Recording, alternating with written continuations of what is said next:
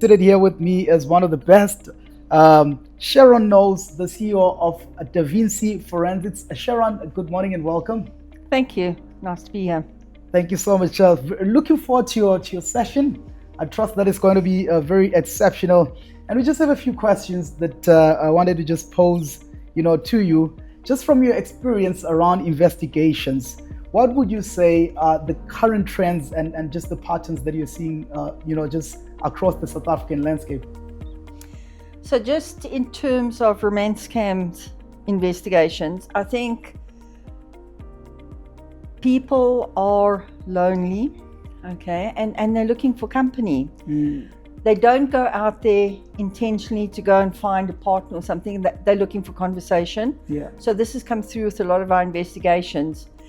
And I think that because it's such a emotional, manipulative crime, people get taken up and they start losing themselves in it. And with some of the victims that we've spoken to, they've had that gut feel sort of midway and thought, this is strange, and then they've silenced themselves by just thinking, okay, no, they're just worrying about nothing. But I would say to them, trust your gut instinct. If something looks fishy or shady or just doesn't match up to what you're feeling, investigate. We've got a lot of social media investigators out there. Just go and make sure, check up a few details. People are quick to trust because they think, okay, I see this on a particular platform and it must be trustworthy. The person must be trustworthy. Wow, thank you so much for those nuggets that you're sharing. And I think it's very important, especially in this day and age, for just the general public to just be a little bit more diligent. To your point, with the advent of just social media, it becomes incredibly important just to just keep an open eye for some of those bad actors. And then in terms of just today's session and the conference overall, what would you at least love for the delegates to just walk away with? I think for me, the biggest thing is knowledge.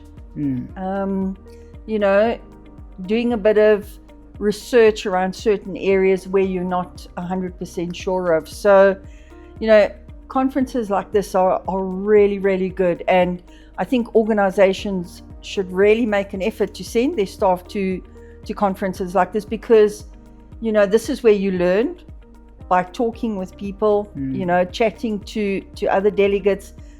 You learn something. You always learn something at a conference like this. And I think that with all the sessions that we've had today, I'm quite positive that that people have learned something from every single speaker today. I mean, I have. There are lots of things that I'm going to take with me, and sort of even look within the business and make sure that we're compliant because we want to be compliant. But the knowledge sharing, the opportunity to speak with people that you normally wouldn't have access to, and that's always a benefit. Wow. And an advantage. That's awesome. I think you mentioned something very, very important, just that networking aspect, that over and above obviously just having to sit and listen to the speakers is quite a great opportunity for obviously the attendees to network and just be able to just cross-pollinate information, as it were. And then in terms of just technology, what would you say is the place of technology in terms of just helping accountable institutions, including obviously the compliance, function in this day and age? Because I know it's almost like a double-edged sword, right? Because on the one end, you have, these bad actors that are also making use of cybercrime and leveraging of technology, as it were. But how can now the function itself leverage of technology to be better equipped to deal with some of those, bad actors? I think there's always opportunity. Technology enables us to improve the way we do investigations. It helps us and guides us.